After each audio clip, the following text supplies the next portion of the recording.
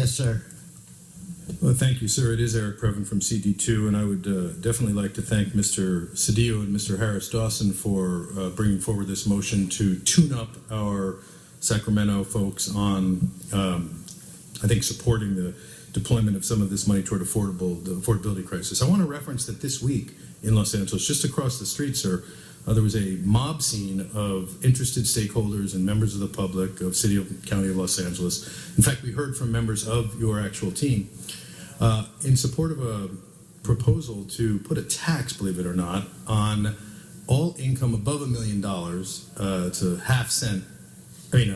half a percent tax. So in other words, if you made 1.5 million, let's just dream, sir. If we made 1.5 million, you would pay this is one of the affordability. This is a proposal that's very much in Sacramento. They're going up now. In fact, many of the speakers were saying, we got to get up there. We're going to be with you because everybody wants to work on this affordability crisis. I'm just trying to explain that it's not as onerous as it sounds. On the $500,000 above $1 million, 0.5% would be $2,500. So for a rich person who's able to make 1.5 million in income, that's pretty compelling. Now, Bloomfield will point out, you got some people have big families. I'm not 100% sure that taxing is the right way to go, and I don't disagree. Mr. Preven, get back on the subject. Well, I am on the subject, sir. These are the kinds of ways to deal with affordability. Am I wrong? Thank you. Wait, what were you thank Mr. City Attorney. This is not on topic. The issue is the support of state legislation, not a tax. Okay, well, thank you, Mr. Preven.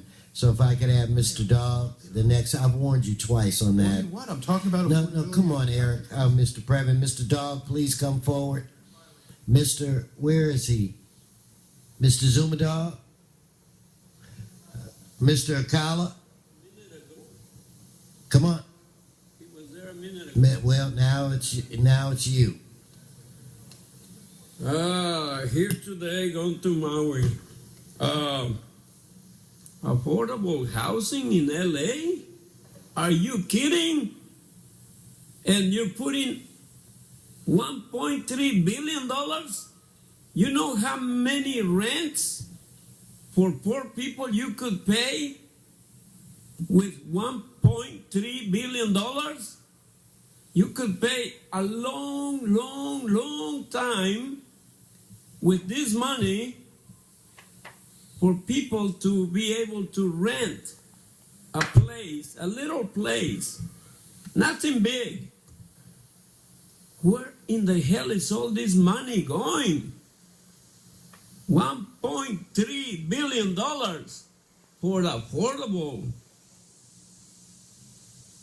Affordable what? There's not going to be anything affordable in this city. The way you're going, this place is going to look like Tijuana in a few years. Nobody's going to be able to afford anything, so we're all going to run for the hills and build a little shack out there. Get back on the subject. Yeah, affordable housing. It's the same problem all over the world. Unless you change the structure of real estate, you're never going to get affordable housing, much less in this country. Why isn't Donald Trump talking about this? Thank you. You're off the topic. Mr. Cedillo? Members, yesterday we did something that was extraordinary and committed for the first time $138 million to address the challenges that confront this city around homelessness. We are glad to note that League of Cities and the counties are working together. The City of Los Angeles and the County of Los Angeles are working together. And this provides us an opportunity to align our efforts with the state of California. They are making an extraordinary commitment of $2 billion. And there's another initiative of $1.3 billion to stabilize middle-class families as rents have soared in this state by 20% in the last 7 years, and yet the income has dropped by 8%. This is an opportunity for us to go and reinforce our program, let people know what the commitments are of the City of Los Angeles. In addition, this provides us an opportunity to align the resources that the city is committing with the resources that are coming from the state. We want to make sure that we have the broadest flexibility, that we have the ability to spend money as soon as we get it and as soon as we're able to, and that we have the flexibility to make sure that we're not just spending it in one niche area, but that we have the flexibility to spend it in the areas where we have an ongoing need. We need rental housing for lower income working families. We need home ownership opportunities and rental housing for working families. We need to make sure that the housing that we do have, those soft story homes are retrofitted, and we need housing assistance and production for homeless individuals and their families. A range of programs that the city has endeavored into, and we need to make sure that we can maximize the